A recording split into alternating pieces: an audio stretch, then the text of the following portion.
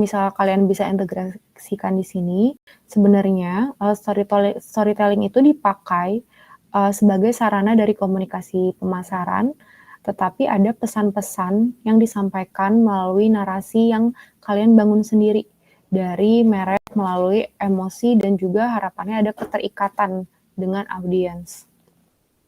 Kenapa sih harus storytelling? Yang pertama, itu sebenarnya untuk meningkatkan brand recall dan juga kepercayaan. Lalu yang kedua, menciptakan hubungan emosional dengan audiens dan juga mendorong word of mouth dan keterlibatan digital. Lalu ada beberapa elemen dari brand storytelling. Ini saya ngambilnya dari jurnal. Jadi ada 5. Yang pertama ada narasi, alur cerita yang kohesif dan memiliki struktur. Bisa terdiri dari latar belakang, bisa diambil dari konflik yang terjadi, atau resolusi ke depannya itu brandnya mau dibawa seperti apa.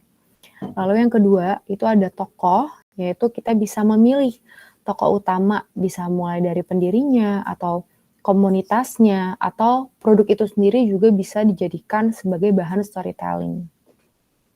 Lalu yang ketiga, ada tema, itu pesan inti atau nilai yang menjadi benang merah cerita, seperti keberlanjutan, budaya atau tradisi, dan juga keadilan sosial. Sebenarnya tema ini nggak harus dari 3 yang saya kasih contoh, kalian bisa pilih lagi dan kembangkan sesuai dengan identity dari brand kalian. Lalu yang keempat itu adalah gaya, jadi gaya itu lebih ke visual, tone of voice, dan atmosfer yang menyampaikan emosi dan nilai brand. Jadi gaya ini sebenarnya menggambarkan emosi apa yang kalian tentukan untuk brand-nya, gitu. Apakah memang mau lebih fun, cheerful, atau misalnya lebih memang yang emosional, pendekatannya, itu juga harus tergambar di gaya ini. Lalu yang terakhir itu ada simbol atau penggunaan logo, warna, dan icon visual yang memperkuat identitas dan juga makna narasi. Nah, kalau misalnya simbol itu nggak hanya tentang logo, tapi ada warna dan juga visual yang secara kasat mata itu dapat memperkuat identitas dari brand dan juga narasi yang diberikan. Nah, sampai sini ada yang mau ditanya? Atau saya yang tanya?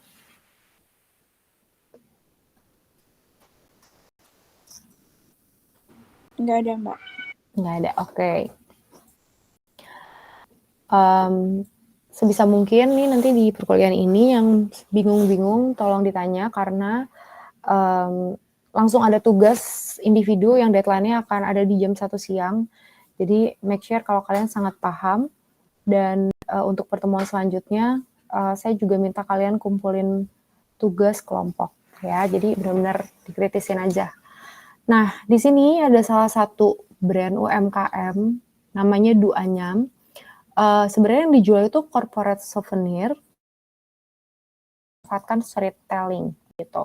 Sebenarnya apa sih Duanyam itu? Sebenarnya dia tuh produk kerajinan tangan yang mengangkat kisah perempuan Flores yang diperdayakan melalui seni anyam tradisional sebagai solusi atas tantangan sosial dan ekonomi di daerah terpencil.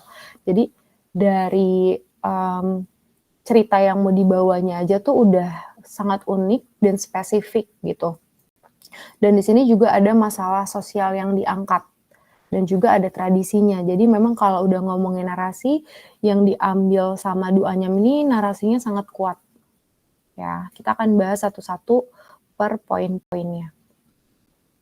Nah, yang pertama itu adalah narasi atau naratif. Jadi di sini Duanyam membangun alur cerita yang kohesif. Untuk narasi sendiri, penjelasannya adalah benang merah dari keseluruhan cerita brand. Narasi yang baik harus memiliki awal, latar belakang, lalu konflik atau tantangan, dan penyelesaian yang menunjukkan nilai unik brand.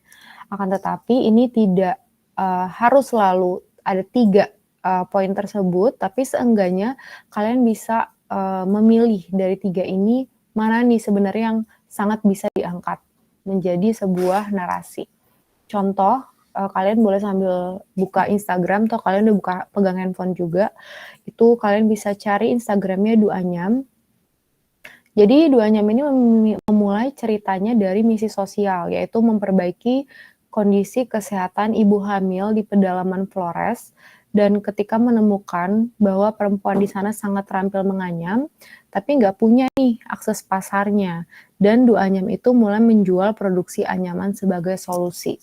Kelihatannya sangat sederhana, dan kalau misalnya dia tidak punya storytelling, sebenarnya dia cuma brand souvenir biasa yang dipakai oleh beberapa korporat. Tapi dengan dia kasih beberapa cerita seperti mau memperbaiki kesehatan ibu hamil di pedalaman Flores, terus dia tahu bahwa wanita-wanita ini sebenarnya punya kemampuan untuk menganyam tapi tidak memiliki akses pasar. Di sini mereka juga berusaha menampilkan adanya unsur sosial gitu kepada klien-kliennya. Dan di sini Duanyam juga tidak hanya aiming untuk penjualan atau keuntungan, tapi dia juga membantu memperdaya perempuan yang ada di desa dan mencoba menyelesaikan masalah yang ada di desa tersebut, yaitu punya SDM tapi tidak punya akses untuk melakukan penjualan produk-produk mereka. Nah, ini salah satu yang saya dapat di Instagramnya bahwa dia juga menjelaskan gitu. Dia tuh ada report impact report di tahun 2022 bahwa dia sudah berhasil melakukan pemberdayaan perempuan dengan meningkatkan pendapatan mereka sebesar 40% dan mereka juga sudah mulai berani untuk mengambil keputusan finansial secara mandiri dan jumlah penganyam yang sudah dilatih yaitu pemberdayaan itu sudah mencapai lebih dari 1.600 wanita kayak gitu. Nah di sini kalian bisa menilai sendiri bahwa alur ceritanya itu sangat kohesif, ada latar belakang, ada konflik, ada tantangan dan juga ada penyelesaian yang digunakan oleh brand ini seperti itu. Lalu yang kedua itu ada tokoh atau karakter. Sebenarnya siapa sih yang menjadi pusat cerita di Duanyam itu? Nah, sebenarnya tokoh itu tidak harus selalu pendiri atau foundersnya atau yang punya, tapi bisa komunitas pembuat atau orang-orang yang membuat kerajinan tangan, bahkan bisa juga produk itu sendiri kalian jadikan bahan cerita. Nah, tokoh ini membantu audiens untuk membangun kedekatan secara emosional dan rasa empati terhadap brand. Jadi memang dengan adanya karakter di dalam sosial medianya atau misalnya tools komunikasi yang lainnya, itu membuat bahwa menggunakan alat itu sebagai humanis gitu. Jadi ada unsur kayak seakan-akan kita tuh memperlakukan manusia, padahal itu brand sebenarnya gitu. Secara interaksi seperti kayak berinteraksi dengan manusia. Nah, contoh dari Duanyam ini, tokohnya adalah para perempuan penganyam di Nusa Tenggara Timur, dan mereka adalah pahlawan yang berdaya lewat keterampilan tradisional, bukan hanya pencipta produk, tapi wajah dari perjuangan dan juga perubahan. Nah, Duanyam berkomitmen untuk mewujudkan masyarakat sehat terlepas dari latar belakang sosial, ekonomi, dan juga geografis. Seperti itu. Dan kalau kalian lihat di sini, mereka benar-benar menampilkan muka-muka perempuan yang menganyam dan digambarkan bahwa terlihat di sini bahwa framingnya itu tidak harus wanita yang muda atau masih usia produktif, bahkan orang tua yang sudah cukup umur di sini juga diperdayakan sehingga pertumbuhan perekonomian itu juga merata seperti itu. Selanjutnya ada tema atau pesan dari brand itu. Inti pesannya tuh apa kayak gitu. Nah, sebenarnya tema itu mendalami pesan yang mendalam, yang konsisten dalam semua narasi. Jadi kalian udah bikin narasinya, lalu diperkecil lagi menjadi tema gitu. Nah, ini bisa beberapa aspek yang diambil, yaitu ada keberlanjutan, warisan budaya, keadilan sosial, ataupun inovasi. Nah, kalau dari Duanyam sendiri, temanya adalah pemberdayaan perempuan melalui budaya dan juga kewirausahaan sosial. Cerita Duanyam selalu menekankan perubahan sosial lewat anyaman, bukan hanya menjual beli produk. Nah, di sini saya tampilkan gambar carousel dari Instagram mereka. Di foto yang pertama itu ada 2 perempuan, sosok perempuan yang secara umur nih kita bisa lihat bahwa ini antara ibu dan anak. Jadi di sini dia juga tulis, dari ibu yang berdaya dan mandiri dapat diwujudkan keluarga yang lebih sejahtera. Lalu di sebelah kanan itu juga ada ibu dan anak. Di sini dia juga bilang bahwa akses pendidikan yang layak untuk ciptakan generasi penerus bangsa yang berkualitas. Dan bahkan dia di sini tulis bahwa lebih dari 490 beasiswa pendidikan diberikan pada keluarga penganyam, yang dimana kelihatan banget bahwa brand ini tidak hanya ingin menjadi brand komersial, tapi dia juga ingin menjadi brand yang memiliki dampak sosial dan berguna untuk pembangunan suatu wilayah.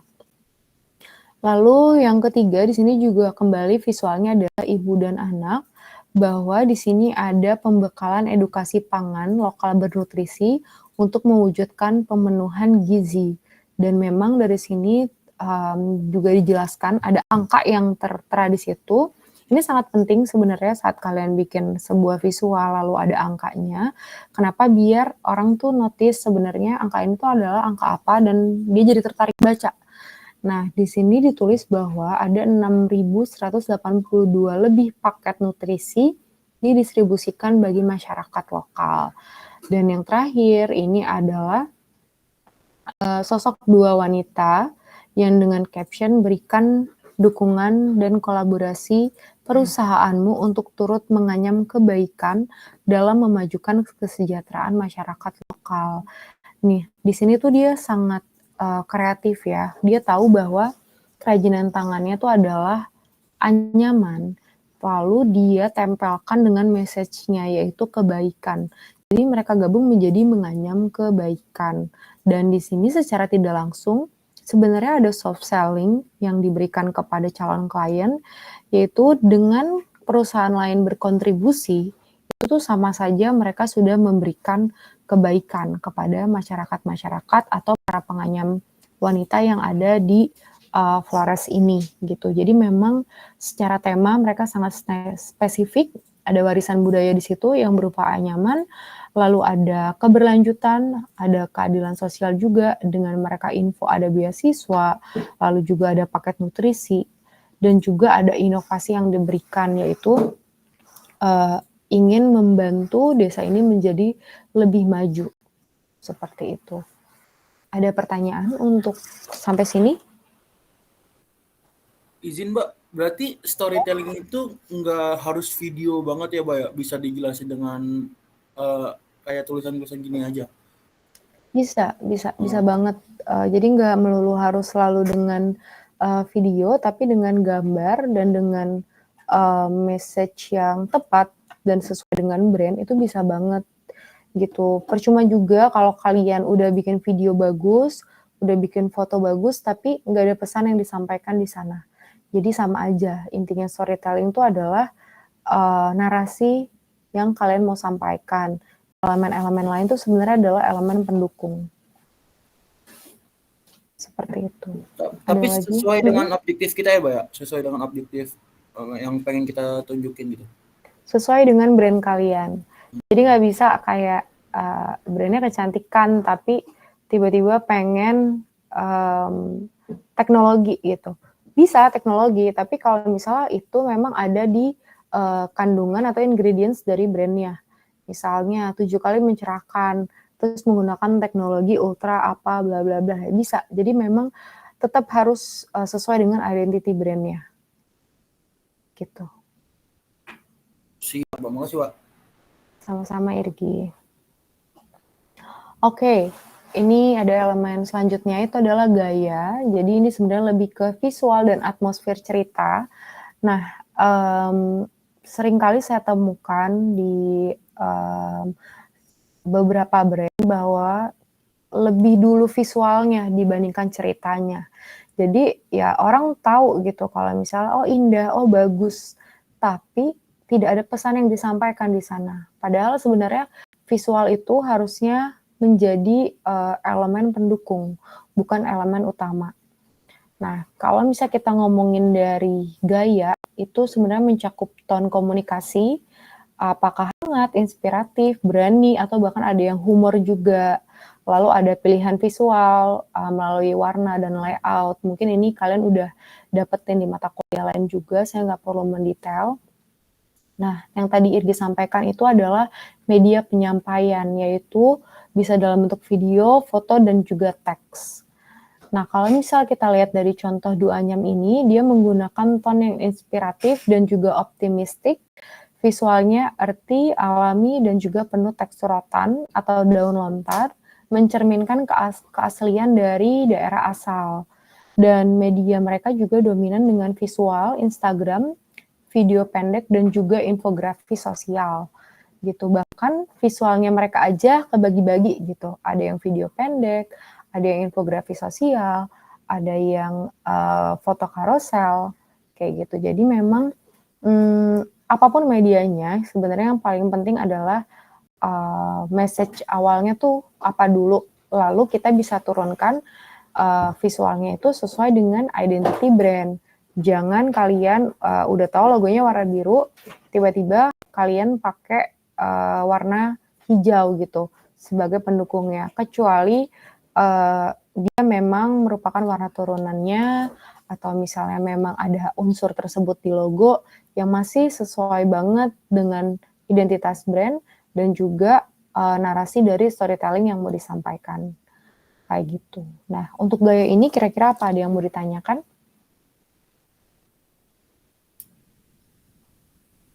Nggak ada ya? Oke, mantap. Seru nih pas presentasi. Oke, selanjutnya itu ada simbol.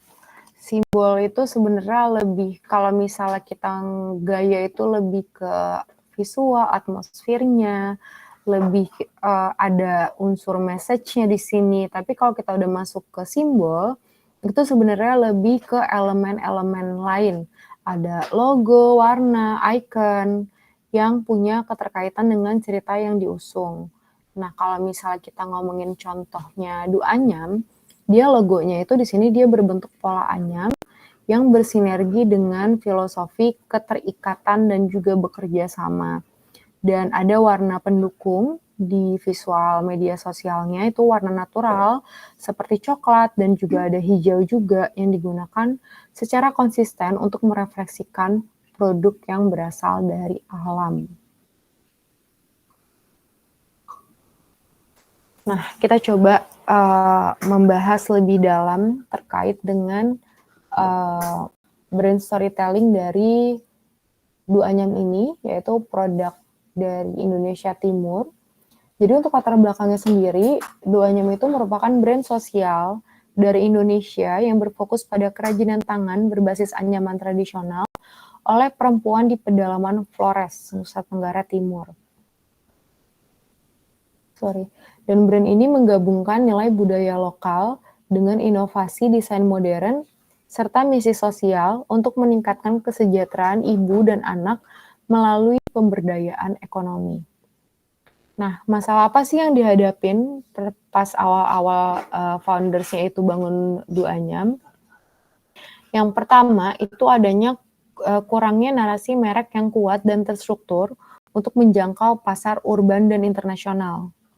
Lalu yang kedua, keterbatasan akses promosi karena mayoritas pengrajin tinggal di daerah yang jauh dari pusat ekonomi. Lalu yang ketiga, minimnya pemanfaatan saluran digital dan visual branding untuk menceritakan keunikan produk dan juga dampaknya.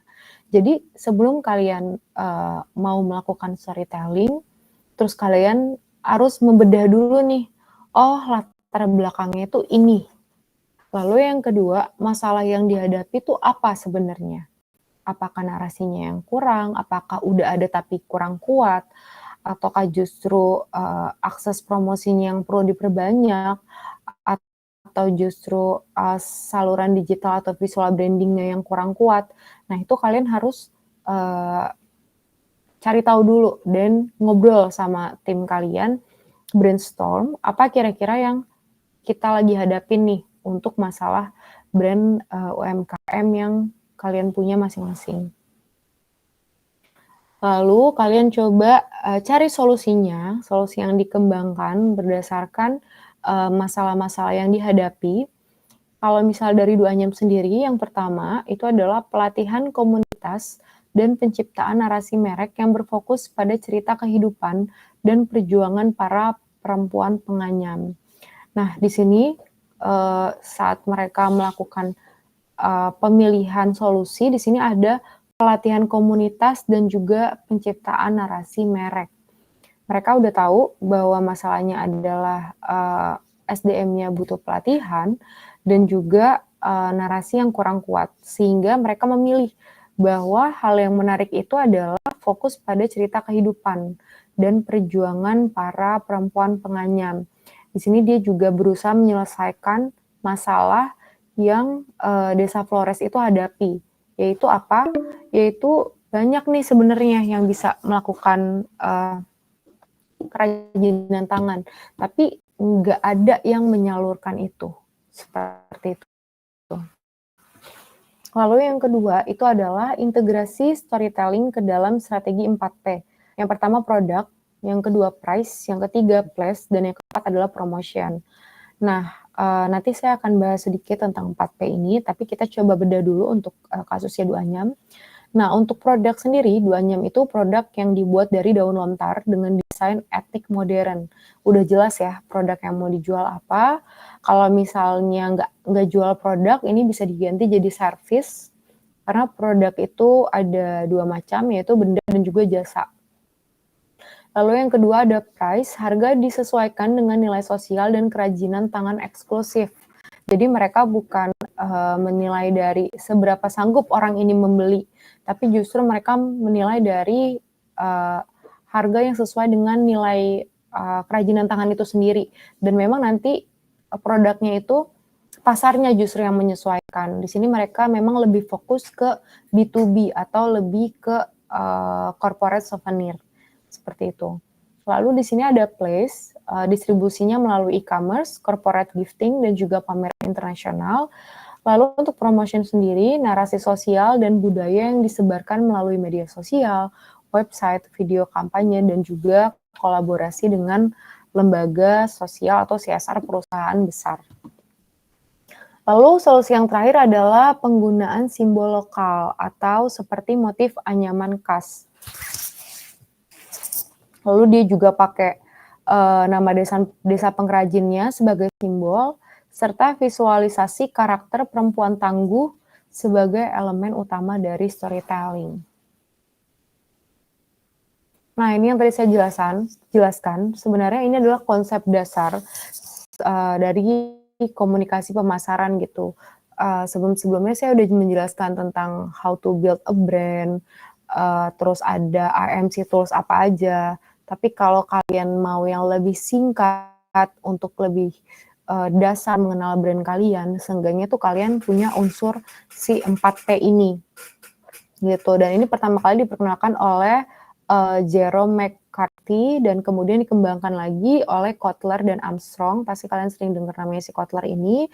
Dan 4P itu bukan hanya tentang strategi bisnis, tapi gimana nilai produk dikomunikasikan secara efektif kepada konsumen. Saya akan coba jelaskan dari P yang pertama, itu adalah produk. Produk adalah segala sesuatu yang dapat ditawarkan untuk memenuhi kebutuhan konsumen, baik itu produk, barang, ataupun itu adalah jasa. Dan perannya itu adalah mengkomunikasikan nilai emosional dan simbolik dari produk melalui narasi. Kalau contoh penerapan storytelling-nya itu dengan menampilkan cerita tentang bahan alami, atau proses tradisional, atau juga filosofi terkait dengan produk. Jadi benar-benar fokus ke produknya. Lalu yang kedua itu ada price. Jadi sebenarnya di sini price itu mencerminkan persepsi nilai dari sudut pandang konsumen. Di sini juga untuk peran komunikasi pemasarannya itu dia menjelaskan alasan di balik harga. Misalnya karena ada nilai sosial di sana, ada etika produksi, ada eksklusivitas juga bisa. Kenapa kalau misalnya kalian ikutin berita, kenapa dengan harga yang sama, tas yang mahal, di Cina harganya lebih murah, Sedangkan dia kalau sudah masuk ke brand itu harganya lebih mahal. Kenapa? Karena ada nilai eksklusivitas dari brand itu yang dia bangun mulai dari storytelling-nya, identity-nya, behavior-nya. Jadi nggak bisa, walaupun misalnya dengan bahan yang sama, tetap tidak bisa dibandingkan apple to apple antara barang yang harganya lebih murah dengan barang yang harganya lebih mahal. Kenapa? Karena ada nilai brand di sana, gitu. Yang mungkin ada nilai sosialnya juga. Tidak melulu mengenai harga terkait produknya doang, gitu. Contoh penerapan storytelling-nya adalah harga premium karena mendukung pemberdayaan perempuan desa. Seperti itu. Lalu untuk play sendiri sebenarnya lebih ke tempat untuk mendistribusikan produk kita agar konsumen bisa membeli. Kalau misalnya perannya sendiri, sebenarnya saluran distribusi ini bisa menjadi bagian dari citra brand dari asal-usul lokal hingga ke akses global. Jadi penempatan barang dijual di mana itu sebenarnya juga menentukan bagaimana nantinya brand kalian dilihat. Kalau misalnya ada beberapa brand yang memang maunya hanya ada di toko, atau misalnya ada beberapa brand yang cuma mau ikut pameran doang karena mereka mau mengejar eksklusivitas, mereka mau mengejar FOMO-nya juga. Tapi memang ada brand yang aiming-nya adalah bisa didapatkan di mana aja karena tujuan mereka itu menjadi mass product gitu. Jadi memang harus balik lagi ke identity dari brand-nya. Mungkin kalau kita ngomongin UMKM kalian, ada beberapa brand yang memang dijualnya hanya di Depok aja. Kenapa? Karena dia mau dikenal menjadi destinasi wisata orang-orang yang datang ke Depok dan itu mau menjadi ikonik dari kota Depok. Nah, itu juga bisa menjadi salah satu strategi dari place gitu. Nah, kalau dari Duanyam sendiri, dia ada cerita dari desa terpencil ke toko konsep di kota besar. Jadi memang dia tetap angkat identity-nya, kita dari desa terpencil nih, kita dari Flores nih, tapi kita mau masuk ke kota-kota besar dan bisa diakses oleh lebih banyak masyarakat. Seperti itu. Gitu. Nah, untuk 4P sendiri, ini apakah ada pertanyaan? Karena nanti kalian akan ada tugas terkait dengan 4P ini. Dan itu individu, bukan kelompok. Kalau nggak ada, saya mau terusin. Aman? Oke. Nah, selanjutnya itu ada untuk storytelling sendiri, yang keempat itu ada penerapan strategi komunikasi storytelling. Di sini ada langkah-langkah strategis atau prototype model, atau ini memang saya sarankan bisa menggunakan langkah-langkah ini.